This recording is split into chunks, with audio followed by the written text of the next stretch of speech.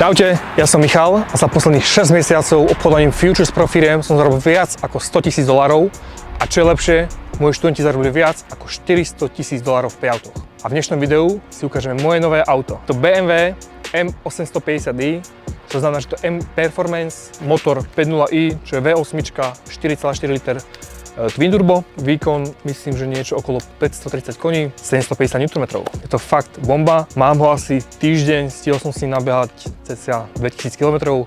Ukážeme si nejaké zábery z preberania, keď som ho kupoval. Tak to je fakt nice. Rovno si stiahne žabku. Nie fakt, ty apku môžeš robiť všetko. 100% stiahne. Já jsem Vojtlová, těší mě, dobrý den. Já jsem vám poslala SMS-ku, bude to všechno digitálně, akorát už něco, tak jsem to vytiskla i ve fyzické podobě. Automaticky vám všechno přijde do e-mailu. Jo, tak to je taky pro vás. Takže já vám to dám takhle. S kompletem to. A takhle to tady celá vaše. OK, jo? super. Tak jo, tak děkuji. Ďakujem, Maja. Díky. Je to moje vysnené auto, ktoré mám niekde tu vzadu v hlave zhruba 6-7 rokov, ako som ho prvýkrát uvidel. Ten moment som si myslel, že to príde tak za 3 mesiace, ale opak je pravdou. Je to v podstate iba o tom veriť v seba, v to, čo robíte a vytrvať pri tom dostatočne dlho. Hej. Nič nie je hneď, v podstate aj mne to trvalo dosť dlhú dobu, ale je to tady. Teraz si to budem užívať. Myslíte na to vy, keď niečo robíte, či už je to trading alebo úplne niečo iné, myslíte, že treba vytrvať dostatočne dlho, aby prišli tie výsledky. Tie výsledky nebudú proste hneď z mesiaca na mesiac.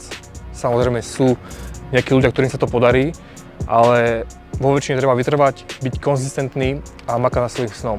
Takže toto nie je nejaké chválenie, ale je to motivácia pre vás, aby ste verili v samých seba a dosiahnete svojich cieľov.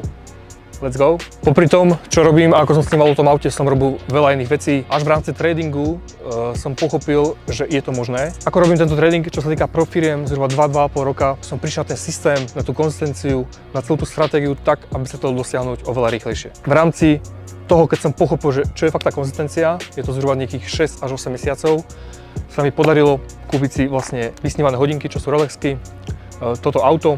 A ja osobne to neberiem ako niečo, čím by som sa chcel chváliť, alebo nejaké pozerstvo, ale pre mňa to je pripomienka toho, že keď naozaj makáte, tak dostanete svojich snov. Mne to proste pripomína, keď sa pozriem na hodinky, alebo sa im previesť na auto, mne to pripomína tú drinu, čo je za tým a že možné je všetko. Zároveň nechcem, aby to pôsobilo, že to je jednoduché a ľusnutí proste to všetko dokážete.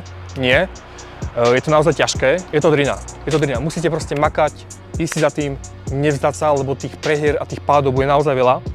Ale keď si budete budovať svoje sny, budovať si tú konzistenciu, budovať si tie návyky, tak skôr či neskôr to dosiahnete. A ako sa vraví v tradingu, neúspeje len ten, čo sa zdá príliš skoro. Vybral som si v podstate BMW z toho dôvodu, že od v podstate môjho prvého auta mám vždy bavorák. Mal som trojkový bavorák, mal som jednotkový bavorák, aktuálne mám ešte staršiu generáciu X5, neviem, z roku 2007, dajme tomu. Proste bavorák, som BMW, pozitív, jak sa vraví, a pozrite sa na to, je to proste nádhera. Je to také GTčko, veľa ľudí si to mýli so športiakom, pripomína to vzhľadom, ale je to v podstate taký luxusný cruiser, GTčko. Je to mega pohodlné, povedal by som, že aj mega úsporné, ale klamať nebudem. Niečo sa to popýta, ale o tom je ten pocit z tej jazdy a z toho zážitku.